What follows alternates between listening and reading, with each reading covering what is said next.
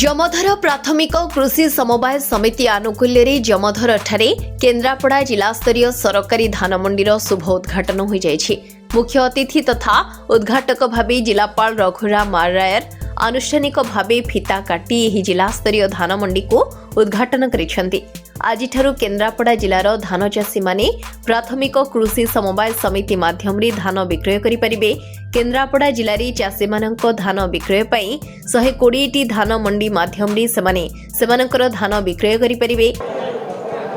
124टी मंडी रे केन्द्रापड़ावासी माने तांकर धान देबे एवं प्रति मंडी रे आज ठारू 3 मास काल 9 तारिख जनवरी 9 ठारू मार्च 31 तारिख पर्यंत धान क्रय करा जिवो एवं प्रत्येक चाषी राज्य सरकार देउथिबा 800 टंका जो सहायता मूल्य क्विंटाल प्रति दौरान यही परिप्रेक्षी 31 टंका करी गोटे केजी प्रति बा गोटे क्विंटाल 100 टंका चाषी माने पाइबे।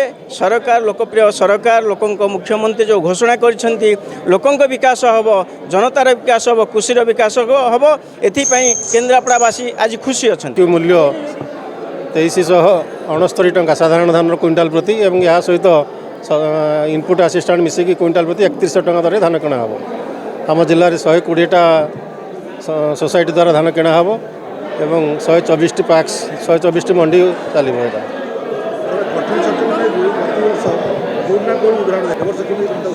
से आम समस्त चाषी मान अनुरोध कराई भल क्वालिटी धान एफेक्ट जमी हम सुखे परिष्कार कर धान आने कौन कटनी छटनी कर प्रश्न उठूना। मिलर मान जनवरी 9 तारिख मार्च 31 तारिख पर्यंत जिलार समस्त चाषी निज अंचल मंडी में सेमानकर धान विक्रय करिपारिबे। मुख्य अतिथि तथा उद्घाटक जिलापाल रघुराम आर आयर जमधर प्राथमिक कृषि समवाय समितिर सहयोग पाई समितिर सभापति संपादक परिचालना परिषद समस्त निर्देशक और कर्मचारी को प्रशंसा करने सह सरकारी नियम अनुଯାयी समस्त पंजीकृत चाषी मानकर धान निर्धारित समय श्रृंखलार सहकारे किनिबा पाई परामर्श दैछन्ति। देखंतु आज आमर समस्त मंडी रे आम जिले रे धान विक्रय आरंभ होब एवं से अनुसार प्रशासन तरफ आम समस्त मंडी रे nodal officer supervisory officer staff समस्त नियुक्ति होती।